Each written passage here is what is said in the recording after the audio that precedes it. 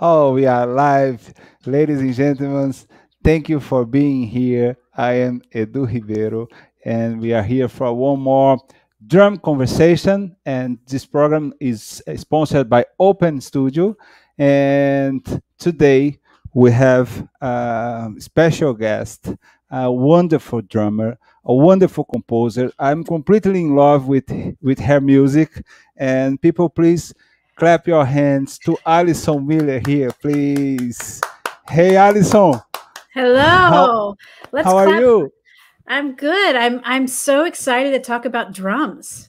Yeah, well, we can talk about anything, but our excuse to talking today is drums. Uh, yeah, but yeah, that is a drum conversation. But as I said, I'm sorry I didn't know about your group, Boom Tick Boom. Mm, And that is I love it, the music. I love it, the arrangements. I love it, the sound that you took with the clarinet, violin, and trumpet. And that is beautiful. I just want to say that mm. congratulations for that. I love it. That Thank you. Thank you. Yeah, I really it took me a minute to get to that instrumentation.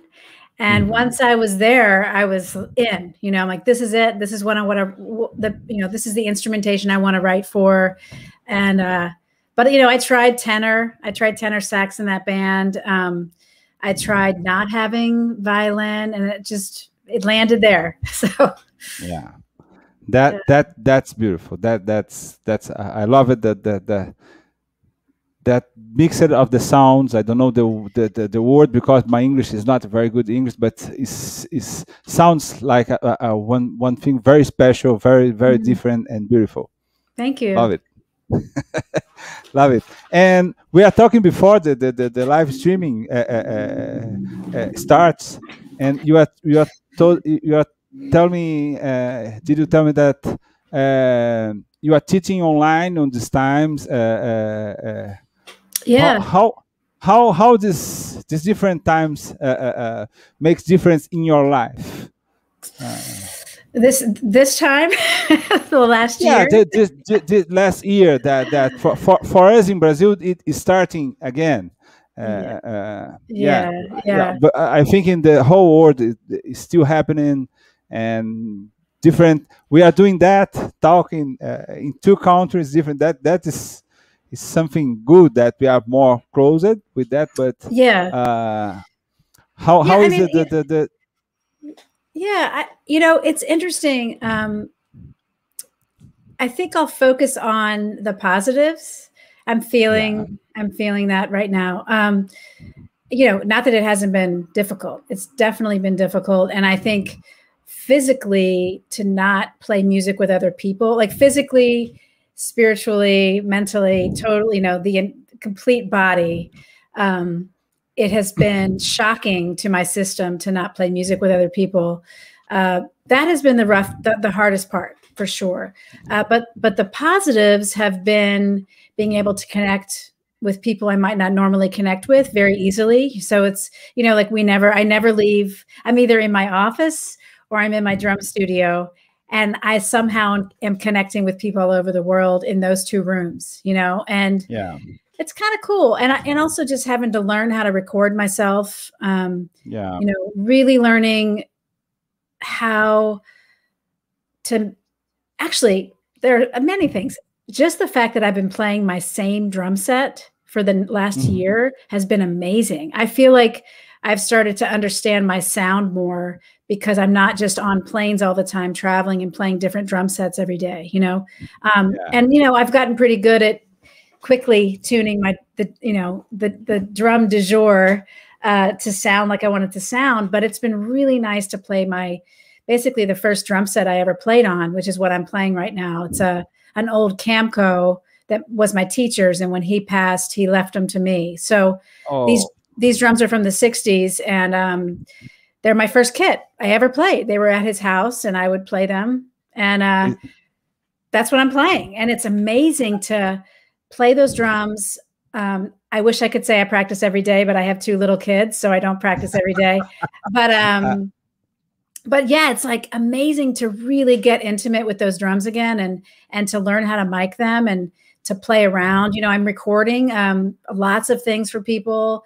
I'm loving kind of taking what I've learned from making so many records, and like pop records, jazz records, you know, because I play lots of styles of music, and I'm loving kind of taking all these little tidbits of information I've learned over the years and applying them in my little drum studio, you know. And Great. I love, like I'm recording. Yesterday, I've been recording every Tuesday with the great soprano saxophonist Jane Ira Bloom, and we record through Zoom and Sonobus, and we both record, and then we send them off to the engineer, and he mixes them together, and it's great. Wow. Yeah. But you recorded at the same time in a conversation like that, and Yeah. there is no delay.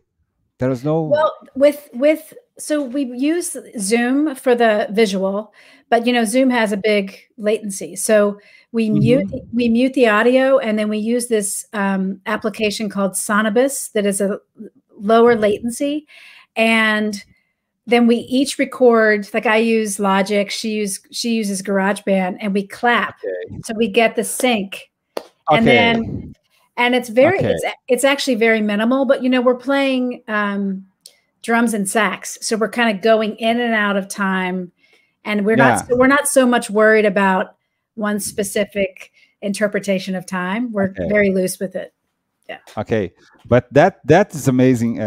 Play together into the Zoom. I didn't have this experience yet. I'm waiting for that time. I remember then the pandemic starts and people do Instagram lives every day, and sometimes I saw people. And I thought, I want to play with you now. Please take your instrument, and it can happen because the latency, and that is so a kind of frustration. But just one question: that canco that you said about from your teacher is the brown one that I can see some pictures in your studio. Yeah. Wow, that's beautiful. It's the one I played it on the Artemis record. Amazing sound. Yeah, amazing sound. It's an incredible kit. It's got, you know, it's not perfect in perfect conditions. Some of the hardware was replaced. I think the finish was stripped at one point, but it's got this soul to it, and literally, I do like the rack tom head. I wish I could show. Can I share my screen? I probably can't, right? No. I think you can do that. Maybe Rachel could help us. Yes, you can. Go ahead. I'll add it to the stream. Okay, wait. Let me make sure I don't share something I probably shouldn't share. Yeah. wait. Yeah, it happens all the time in this time of teaching online. I will share my screen, and came with the WhatsApp conversations in the screen. Okay, let me see. Maybe this is a good picture. Okay, so how do I share my screen? So it says share at the very bottom. Oh, I next see. to cam/mic. Yep. Yeah. Share screen, and then open systems, Google Chrome. No, deny. Okay.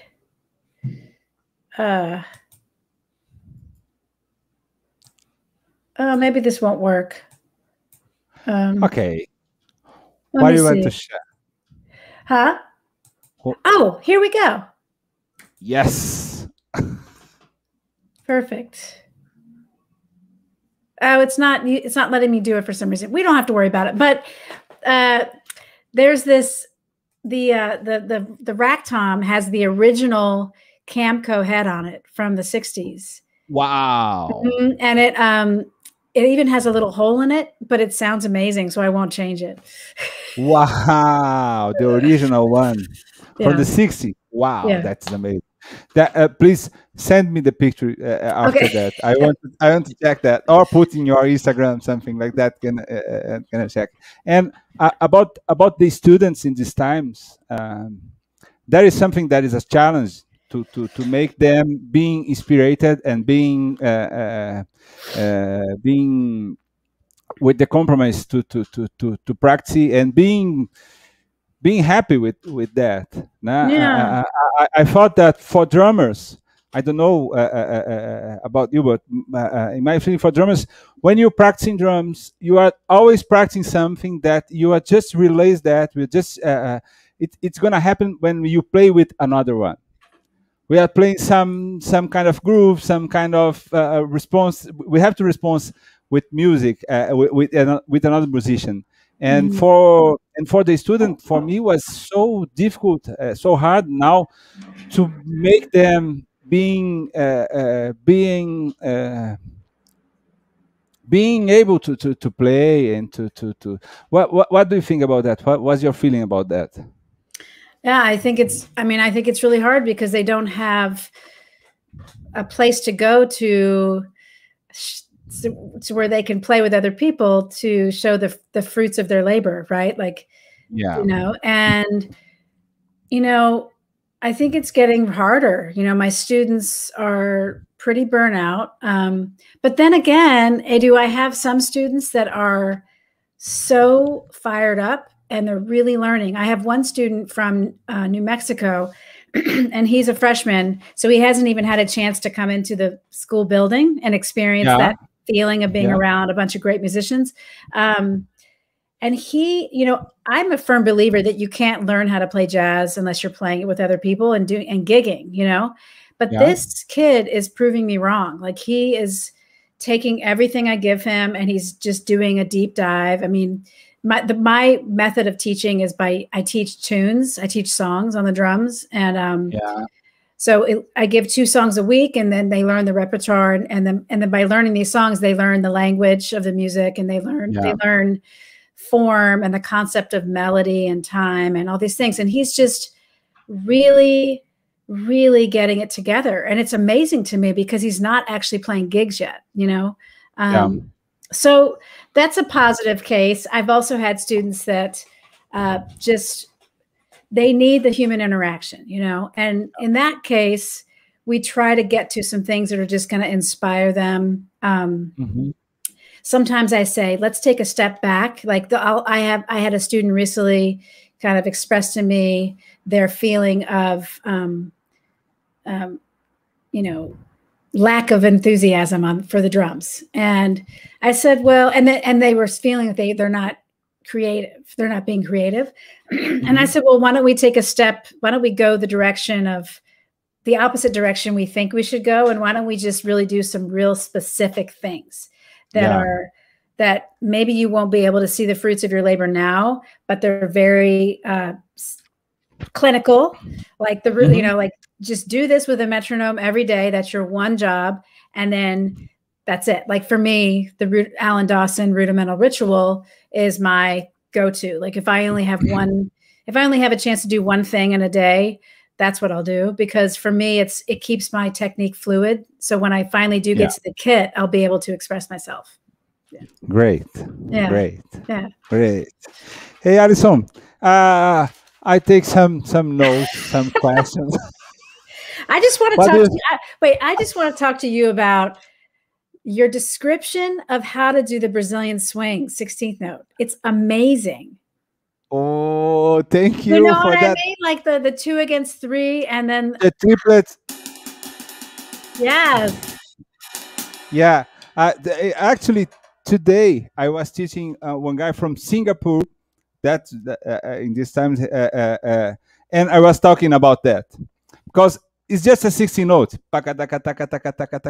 We can interpret that with the different ways, but I'm happy that it helps to understand that. Yeah, I mean, I just want to go shed that. You remember sometime I was in Cuba, and I was playing with some. They have the amazing drummers, and I was playing there, and I did a question about the just that. How is the subdivision? Is a triplets or is 16 note like that?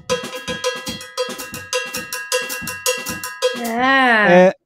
And the guy says to me, you have to think about a egg going down in the mountain. He's not. It's not. It's something that makes a movement, and I think about that with this triplet and 16-note variations. Oh, I love that. I remember when I went to Cuba, and I was like, it was like the light went out, the light bulb went off after being there for a few days, because I was like, oh, it's not about duple or triple at all. It's just this moving, revolving, breathing, living thing that moves around, you know? It's like jazz. It's like jazz. Yeah.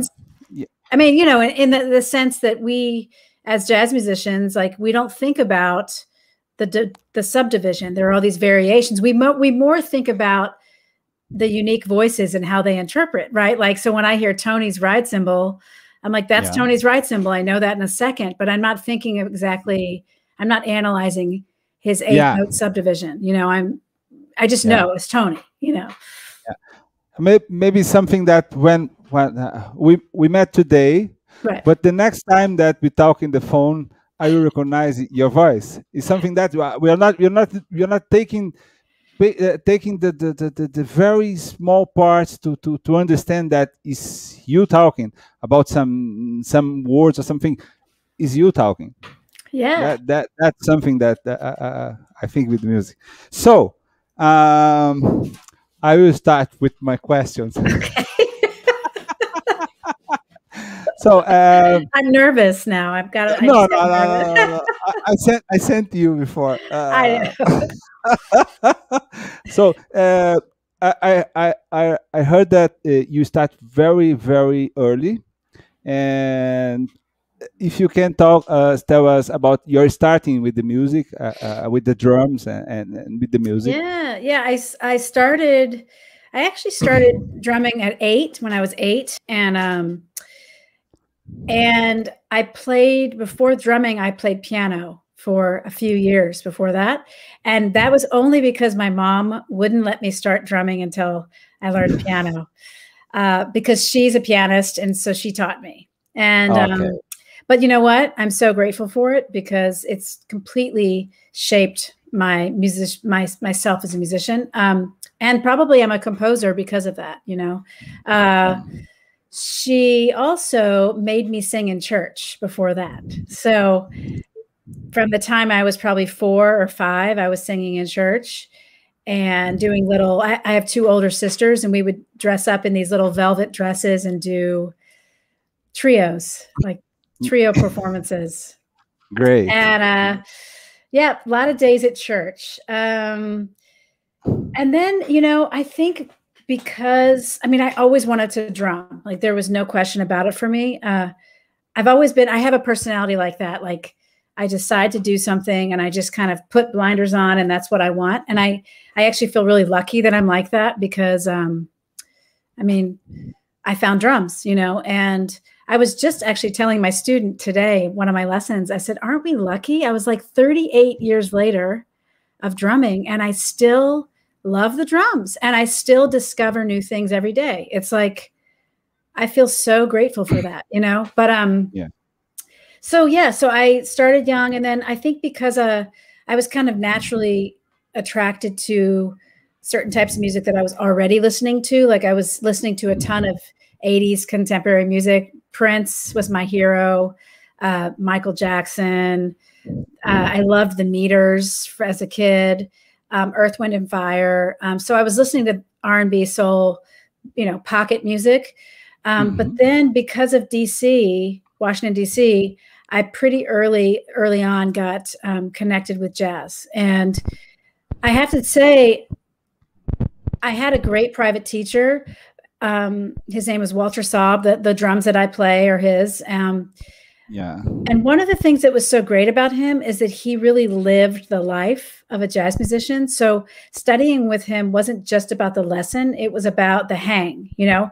And so as I kind of went through my grammar school years, that's where I hung. I hung at Walt's house. We listened to records. We'd sit around, smoke cigarettes, and listen to vinyl and talk about music. And we talked about politics, and, you know, it was a pretty rural area, pretty suburban. So to have someone like that to connect with and kind of learn from. And it was like he was the center of a community. So that's really where I learned. And then from the age of 12, he had a big band as well, like every Tuesday night big band. And from the age of 12, I was the drummer in that band. And they were all professional musicians, mostly musicians in kind of the military jazz bands, like the Airmen of Note. And so I was just hanging with professional musicians from age 12. And then at 14, I started gigging in clubs. And then at 16, when I got my license, I started really gigging. And then my teacher would send me off as his sub too. So I would be I really learned how to play the music from having to function on the bandstand to do it. Yeah. That's amazing. Yeah. Listen, I feel so lucky for that, because I feel like there aren't enough gigs now for kids to do that, Yeah. But I really got mentored. I got like scooped up, by DC greats, Keeter Betts, who was the bass player. He played with Charlie Parker. So many great players just kind of scooped me up and kind of schooled me on the bandstand. It's great. That's amazing. That's great history. And about after that, when you start practicing more drums, what is your influence as a drummer? What drummers make influence besides your teacher? Yeah, is that me? Or, do you hear that? Yeah, I can hear that. Maybe okay. It's me. Huh. Something's wrong here. Well, I can just keep talking and we can. Oh, that's better. Okay. Oh, now it came back. It's like a little free drum solo in the background. Yeah. We can do that. What were you going to ask? Oh, my influences. So the first real jazz, the first real jazz record that I ever owned was Miles Smiles with Tony Williams.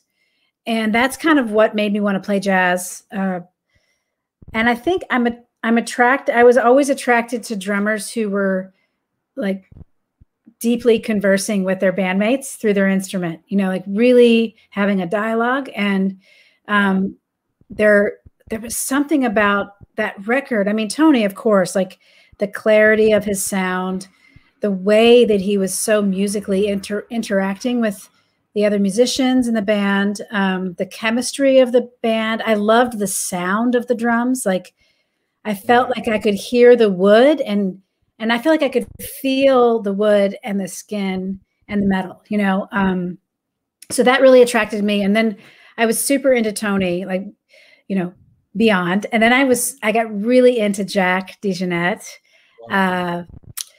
and a lot of the more modern drummers. And then when I moved to New York when I was 21, with a healthy ego, I will say. And I pretty quickly had that ego busted and realized that I needed to really do my homework and go back, like do the history and like really check out the drummers that Tony was checking out, the drummers that Jack checked out, So then, and I really didn't have I feel like I didn't really have my ride cymbal together when I moved to New York. And that's when I started getting more into Max Roach, more into Roy Haynes, Elvin. I was always into Elvin. And I really went around 21, I really did a deep dive into Ed Blackwell, who's like a huge influence for me. Great.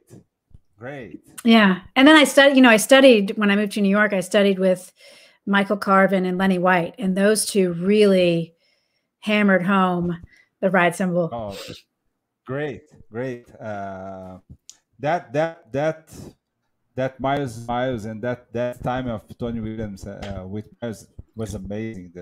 I love the sound, and as a composer and arranger, how about your influence about that? How did you study that in the school? How is your experience with that? I didn't study in school. I mean, I'm really even though I'm faculty now at a school.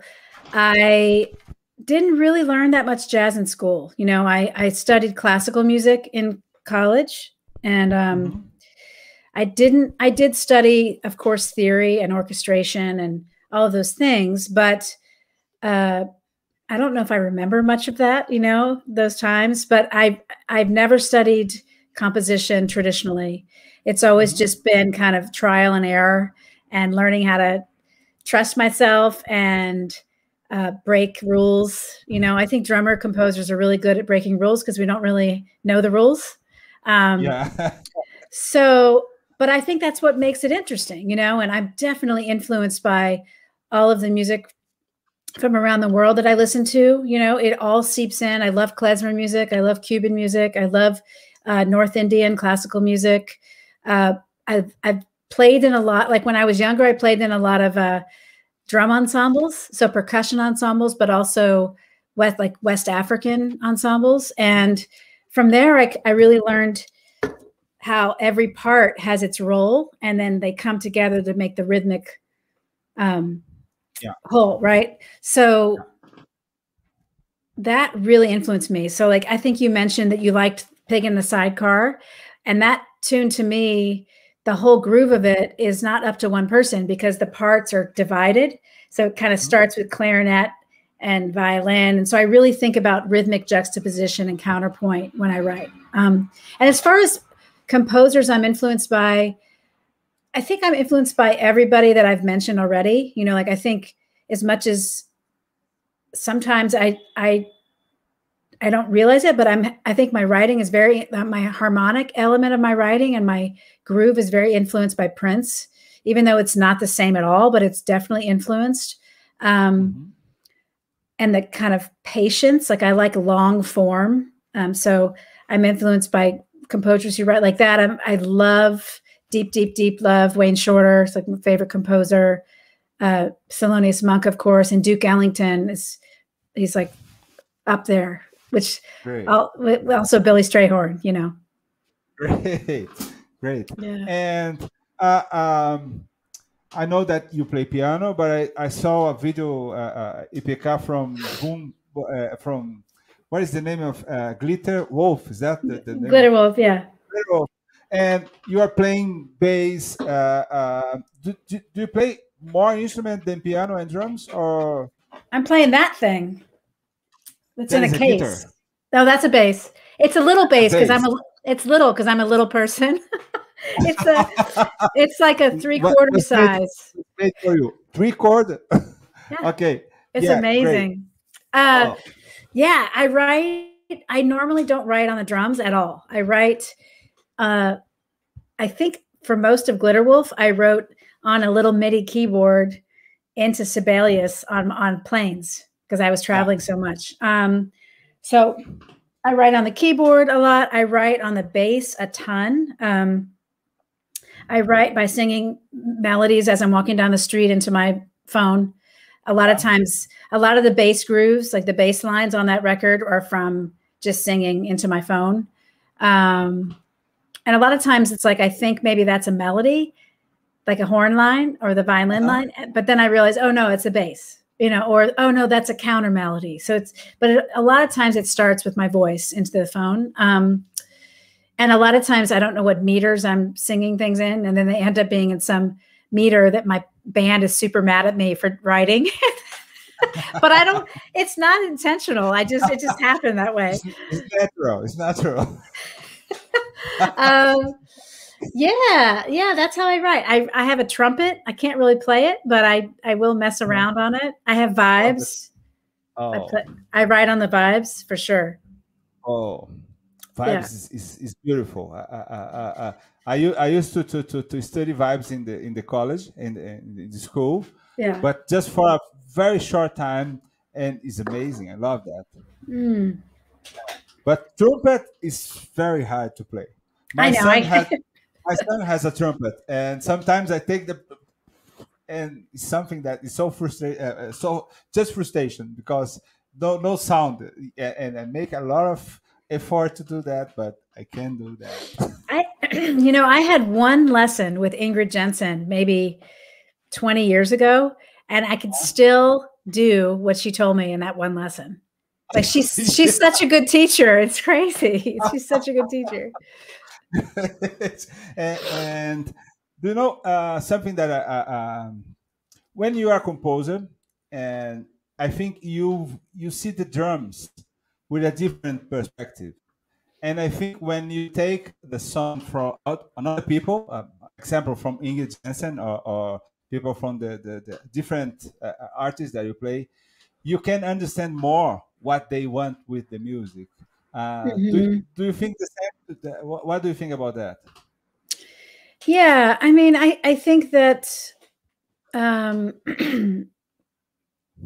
guess I'll address that I can kind of relate to the composer and play what they want or play what is right. But I definitely think being a composer influences that. I also think being a band leader influences that, because I know, because I'm a band leader, that it's not, I think, like, how do I phrase this? I think before I was a band leader, I was coming into, and just a side musician, I would be coming into the scenario, the musical scenario, with a kind of a lot of not ego, but like wanting to kind of make my mark. And I was also young, like, and wanting to just show off, right? But as I've gotten older and as I've been more composing and band leading, I've realized that it's not about that. It's about serving the song and playing what's right for the composer and the band leader. And then from there, and hopefully they've written music that you'll shine in. You know what I mean? Like, that's my main objective for my band. It's like, I want to write music that my bandmates are super proud to play and that they feel like they're completely shining, So, and then it makes it feel like a collective, right? It makes it feel more like a family. So I think in that sense I do. I also learned a lot about playing music from the singers I've worked with.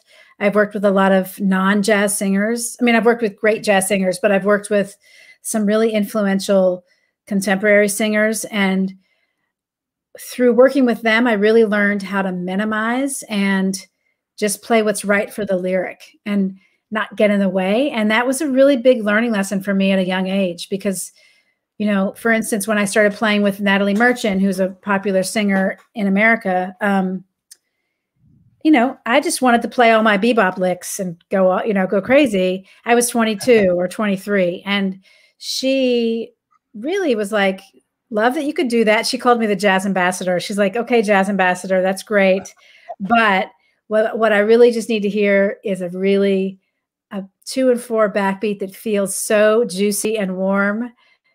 That's all I need. And there's a real beauty to that. And then that really led me to listening to drummers like Levon Helm from the band and Buddy Miles with Jimi Hendrix. And I love Charlie Watts, and I love Ringo, like those drummers for me know how to play the song. They know how to play with space. And I love that so much. Yeah.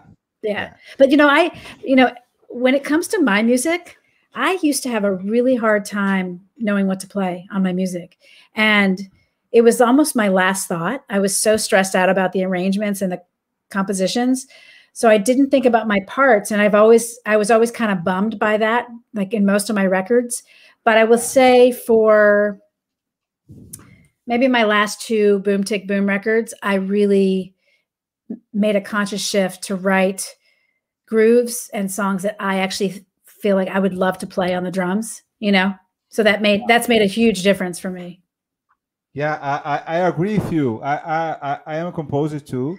And I did the arrangement for my group, and the last thing that I will thought is what I have to play on drums. And in the time that I used to play in the band that I loved, that was, the name was Vento e Madeira, was 2 flutists, 1 piano player, and 1 bass player, and they are a huge composer. They did beautiful composition, and I spent a lot of time trying to make some composition in the same level. And when I put in the stand, I was so afraid about what I wrote for them with the voice. I didn't know what I'm going to play on the drum set. Was the last thing that I know.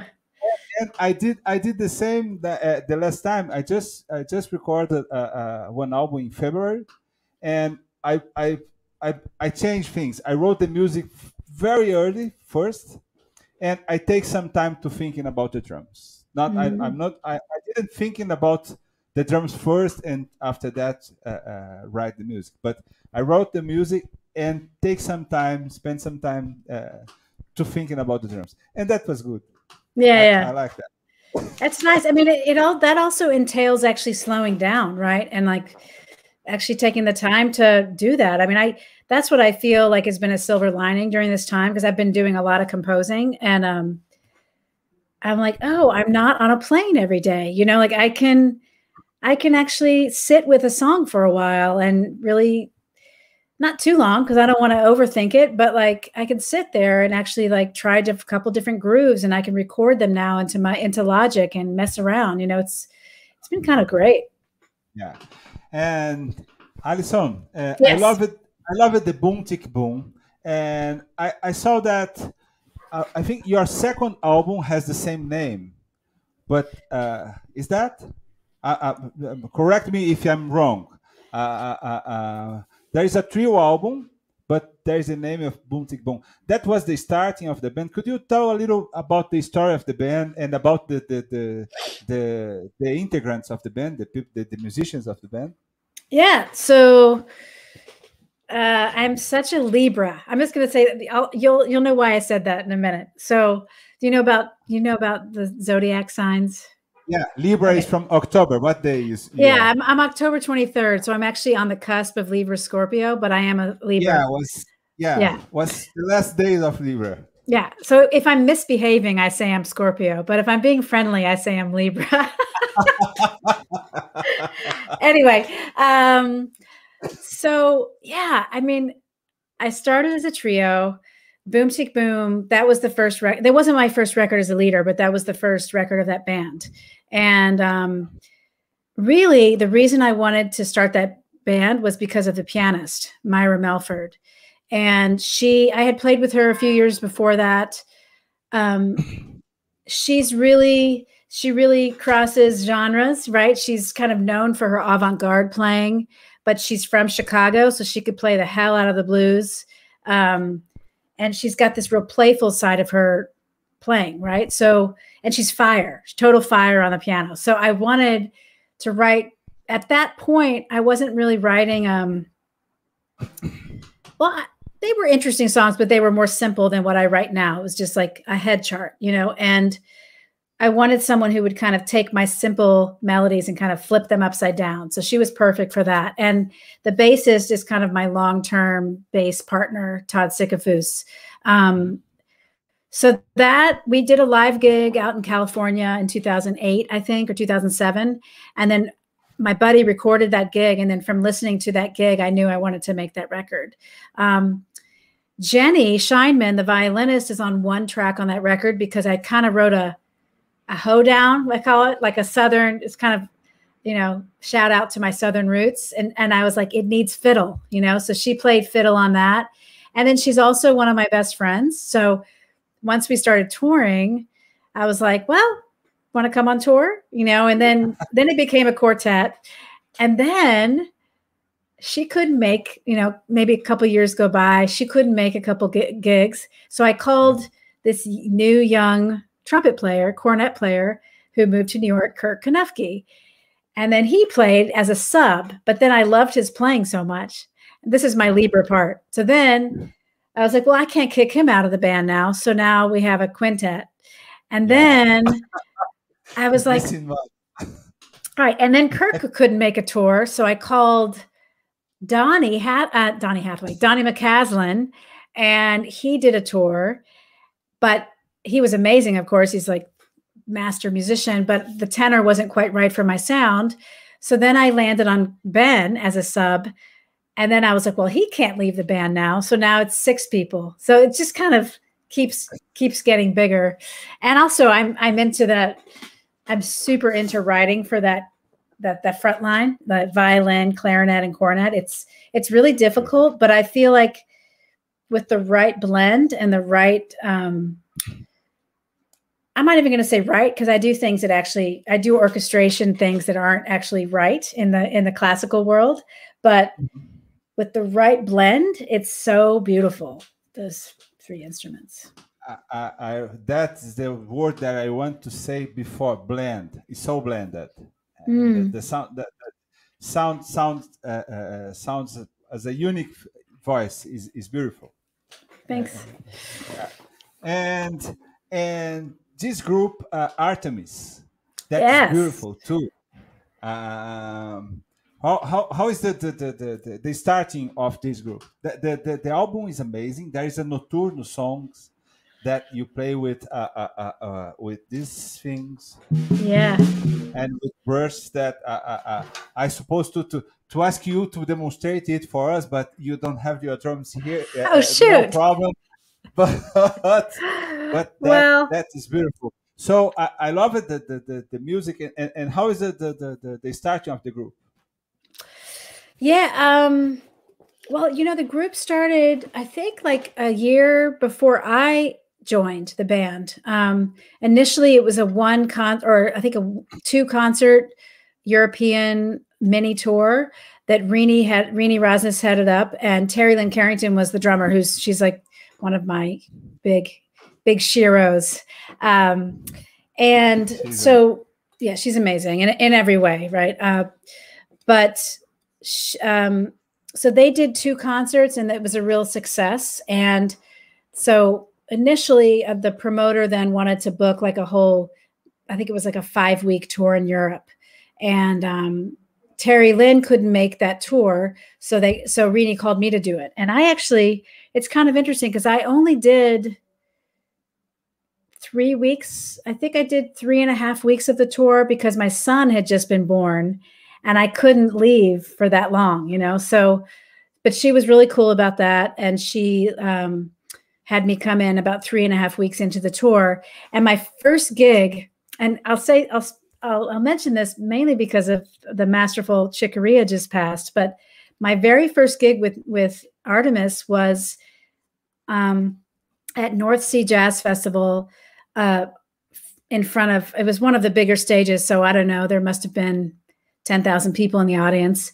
No rehearsal, no sound check, nothing. Wow. They just, Rini sent me some arrangements. I flew over, I met them. I think I hadn't slept. And we go, I was like, let's do it. Let's go, and we walk on stage.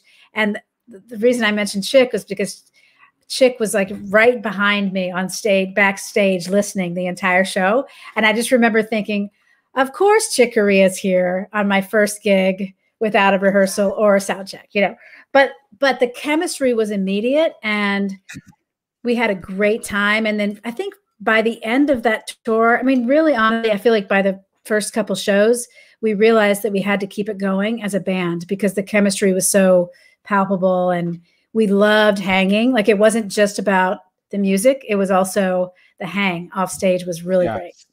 Yeah. And it's so, it's very difficult to get that group of musicians together because we all have solo careers. But we're all committed to the project. And we, especially since we've started writing for the band, we've become really invested and we really love playing together. For me, playing with Noriko and Rini is like really going back to my like the roots of why I play jazz because I have as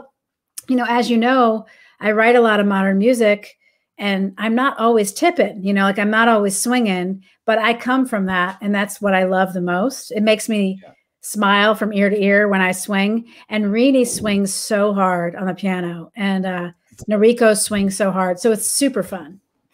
Oh, that's great. Allison, we are talking here and I'm so selfish now because I didn't read the comments. People are commenting a lot. I take you just to talk with me. I'm so sorry. I have to. It's because I don't know why we haven't met because I feel like you and I would have such a good hang, in person. Yeah. We have to do that. I know.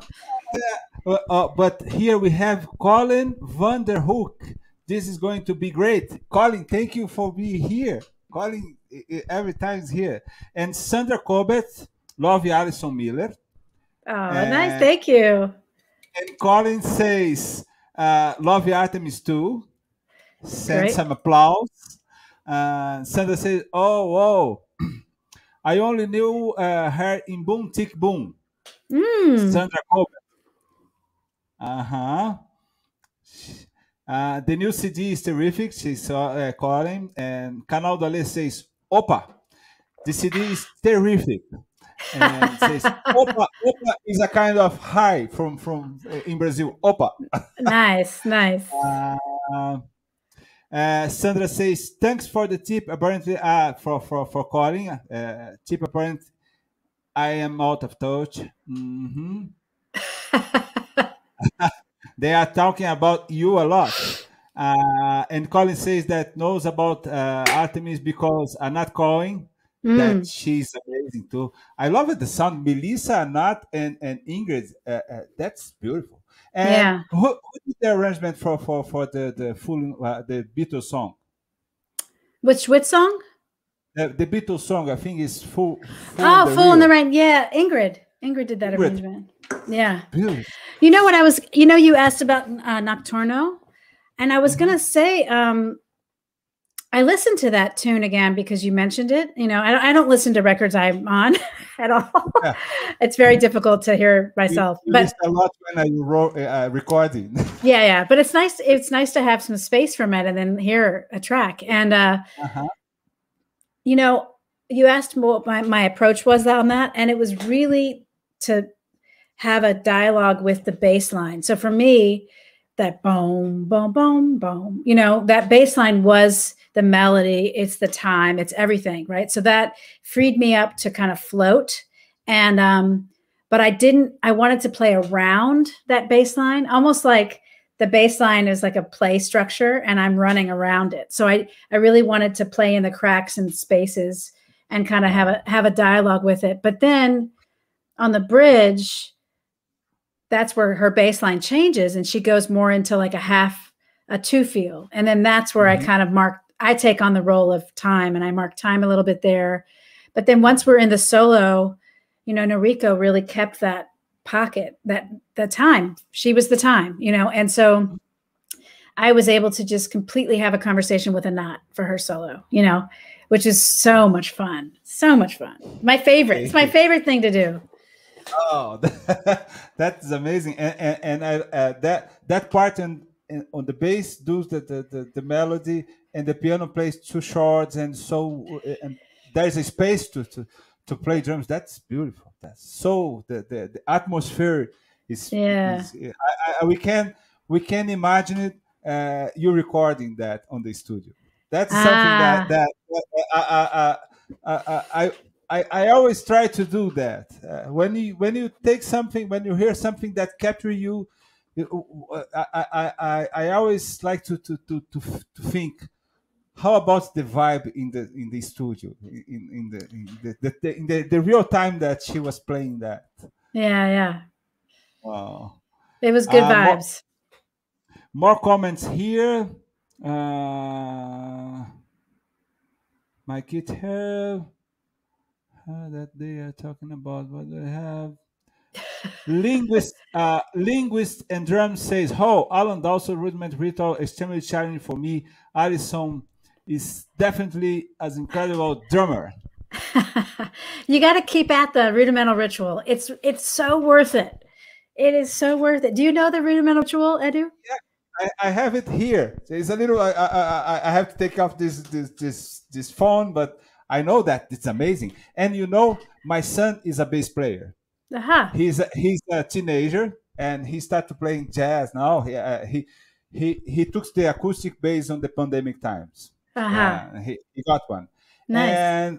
And I was he went to my office at our home and he saw this book and he said, I have something to you. And he showed me Sonny Rollins play with the bass player from Netherlands. and with Alan Dawson. Oh yeah, I know that. I know that. And that is amazing because I know Alan Dawson from the book, but I think I never I never heard him playing before, and I was completely in love with that because it's so melodic. We can hear the tone all the time when he's soloing. That is so melodic. Yeah, and you can really hear where Tony got a lot of his dialogue, right? Because Tony was one of his, and that clarity. Oh, it's so good. Yeah, I learned that. I learned that by ear, from this really great drummer who's now living in London named Jeff Williams. And he studied directly from Alan. So he really taught me the way Alan taught it, which was not by a book. It was like one rudiment at a time, memorizing. Yeah. So I have that thing so ingrained in my head, like it's just always there. And even if I step away from it for 6 months, I can play the entire thing by heart, just always. Yeah, it's good. Amazing. And Sandra Collin,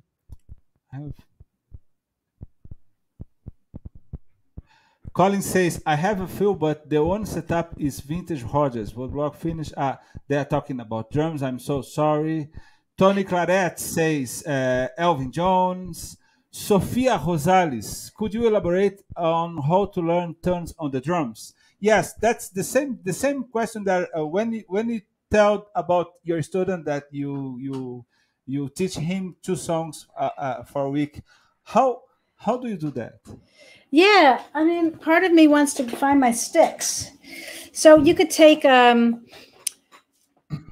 you take a song, could be anything. It doesn't have to, even if it can just be 4 bars of a song, but, an entire melody would be great. So let's say we take Thelonious Monk's Straight No Chaser, ba-ba-da-ba-ba-da-ba-da-ba-da-da. It's a 12-bar blues. So you would literally, I have my students play it on the snare. So you just play the melody, the rhythm of the melody on the snare, and kind of feel what that feels like in your body and the different ways you can play it and the different ways you can pull out the accents to, replicate the contour of the melody. And once you get that steady, maybe have 2 and 4 on the hi-hat. I'm talking jazz here because that's what I am. So 2 and 4 on the hi-hat and just the melody. And then I might say, okay, now play the melody on the bass drum. So now got the bass drum going. Okay, now let's play the melody around the drums. And let's try to follow the contour of the melody with the pitches of the drums, right? And you can get it as specific as you want. You could listen to someone like Ari Honig who could really get specific, right? You could bend the pitches. I actually have a great, there's a great video, Jazz Night in America, that I did called, it's just melodic drumming. And it really goes into this if you want to check that out. And then of course, I say, okay, now let's get some time going. And I have my students play time on the ride cymbal. It could be quarter notes. It could be the jazz ride pattern, which I have many feelings about, but that pattern. And then you play the melody with your left hand and you work out that coordination, right? And it just keeps going. I have so many different exercises. And basically where we're getting to is we want to get to the place where we know that melody so deeply, so internally, that it becomes the platform for everything we do. So then once we solo, we don't need to count. We don't need to know anything, but just sing that melody internally. And that will guide everything we do. And it's actually extremely freeing because it helps us play more lyrically. It helps us play more like a vocalist, which I think is really what every instrumentalist is trying to do. And it helps us express ourselves. It's great. And I think for the drummer, when he knows that the melody and is more easy, it's much more fun to play. Totally. It's much more fun. It's really liberating, because now you're not thinking about paradiddle, double, what's this thing I did? It's like you're just in the moment and you're just playing music, and it's really freeing. Yeah. So we have one more question here. Jason Ruff says, just a very smile, a good one. Thank you, Jason. And Moira Applebaum says, who are some of your favorite jazz trios? Ooh. Wow, that's a great question. One of my favorite records is a record called We Three. And it's Roy Haynes' first record as a leader, as a collaborator. And it's with Phineas Newborn, Paul Chambers, and Roy Haynes. That's one of my favorite records. Oscar Peterson Trio, West Side Story. That record is one of my favorite records. More modern, chick trios. I'm obsessively listening to the last Trilogy 2 record with Christian McBride and Brian Blade. Brian's like one of my desert island drummers, I'll take, and so he's just playing so beautifully on that record. And Christian, all three of them sound so beautiful. I love Fred Hurst Trio with John A. Baer and Eric McPherson, one of my favorite bands. I love that Herbie record, Herbie, Ron, and Tony record. I think it's called 81. Love that record. I could go on and on and on. Ahmad Jamal Trio, the record Awakening. I love that record. There's this really Live at the Deerhead Inn with Keith Jarrett. And it's Keith Jarrett, Gary Peacock, and Paul Motion. Yeah. I love that record. And then there's the classic trio with DeJohnette. There's a record called The Cure, which is one of my favorite records. And that's a live record as well. Mm-hmm. Yeah, on The Cure, Jack takes this solo on Bemsha Swing, and it is one of the most mind-blowing solos ever. Like, I've been listening to this solo for 25 years, and I still am blown away. I still get shivers every time I listen to it. Yeah. And Jack, when Jack plays, is so personal. It's so hard to understand as a drummer. We can recognize licks and we can recognize phrase and something like that. Yeah. But it's so. You know what? There's another record. I'm sorry. Now I'm going. A record I love called. What is the record actually called?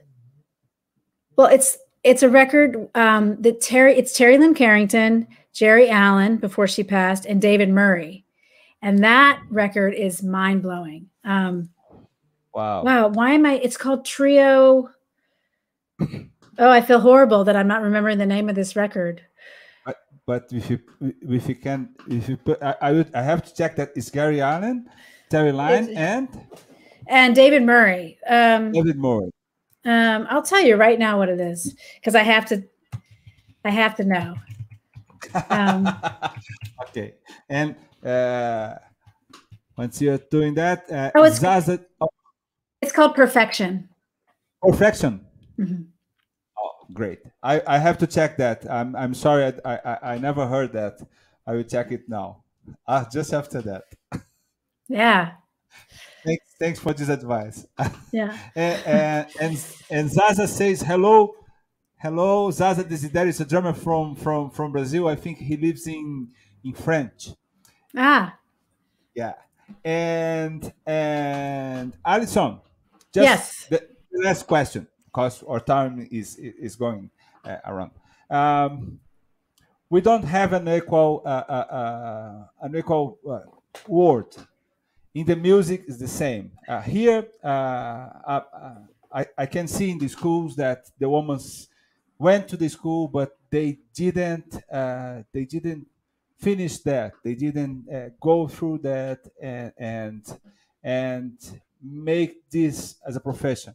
Mm-hmm. And with you, we take the numbers besides the men's, and we can see that they came to school. They start to play some instrument, violin, bass, drums, but they didn't be a professional. But I know that it is growing on the 20 years more. We can see more artists, and we can see more students and more musicians in the bands.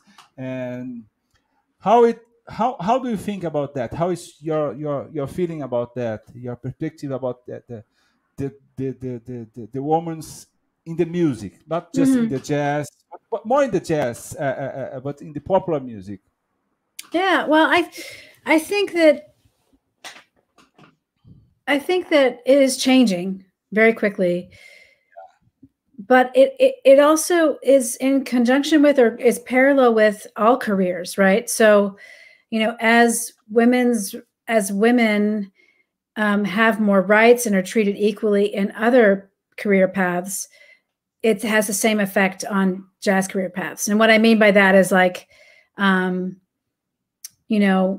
more women are working, there's less, less pressure, or there's more support around being a musician and motherhood, for instance. This is definitely a factor, right? So, if I think now it's becoming more and more supported for women musicians and artists to have kids, and there's support around that. And there might be support with the spouse, whatever gender they are, just to support from home and provide childcare when that musician has to go on the road. I think that's a very tangible thing that isn't addressed enough, but it does pull a lot of women players right out of college away from pursuing a career, because pursuing a career in music is not easy. It takes, and it's uncomfortable. You can't have any ties. It's at first, it's very, very difficult. It takes a lot of work and a lot of sleepless nights, So, and then when you have a kid, then you have other type of sleepless nights, and it's really difficult, But I think that's a factor. I also think that it's all about being evolved. So I think it has a lot to do with men too in this business. And I'm just talking about men and women, but we have many genders now, right? So, but I'm talking about men and women here, kind of limiting the conversation, I know, a bit. But I think as the young identified males in the business are evolving and supporting, and it's becoming more norm to have mixed gender bands, that is going to have a great effect. And it already is having a great effect. And there's a lot more support. I feel like my job in it, because I feel like I'm becoming, now I'm becoming I like to say the OG. Like I'm entering into that phase of, like, I need to definitely be mentoring. I need to continue to be mentored, but I need to mentor young players. And I'm a real big believer in teaching, as we both are. And for me, that's huge. Like, I know that after any young musician, whether male or female or gender nonconforming, studies with me, they're going to have a shift about gender, no matter what. Because if it's a young boy studying with me, he's going to all of a sudden have a mentor who's a woman drummer. Mm-hmm. So it's going to forever shift the way he thinks. So if he continues to go into music as a career, he'll be more open-minded, So it's just about integration and mentorship. Women supporting women, like, that's very important. And also men supporting women, and women supporting men, and it's really shifting. And also people like Terry Lynn Carrington are doing wonderful things, like starting the Berkeley Jazz Institute for Jazz and Social Gender and Jazz Justice. Jazz Justice. Yes. So, it's up to people to do the work that are like my generation and up, so these young folks can be supported even more. Yeah. Great. Allison, we are going to the end of this, and I'm so happy that you came here. I want to say thank you so much. And very nice to meet you. I hope we can meet in person sometime. And please, if you want to send something to people that was watching us live now, say something to them to make your bye bye. Oh, well, I hope that I get a chance to meet every single person who was on this stream in person one day. Hopefully in like, my preference would be like a really dark, steamy, hot jazz club somewhere. And I hope we can, enjoy some food and drink together. And I thank everybody for being on here. I'm super eager to connect with people during this time. So if anybody has any questions about drumming or career or anything, please reach out to me anytime through my email. It's on my website or whatever. And Edu, I'm so happy to meet you. And I'm going to go shed that 2 against 3 thing. It's so good. So good. And we have to play together the next time. Yeah. Okay. And people, thank you for being here. Everybody that taking some time with us today. And it was a pleasure to be here. And people say thank you for being here. And one more time, this program is sponsored by Open Studio Jazz. And the next one that we're going to do is going to be on March 24 with Chris Coleman, the great drummer Chris Coleman. And Allison, one more time, thank you for being here. Congratulations. I love your music. Thank you. Tchau. Tchau. Tchau. Tchau. Tudo de bom.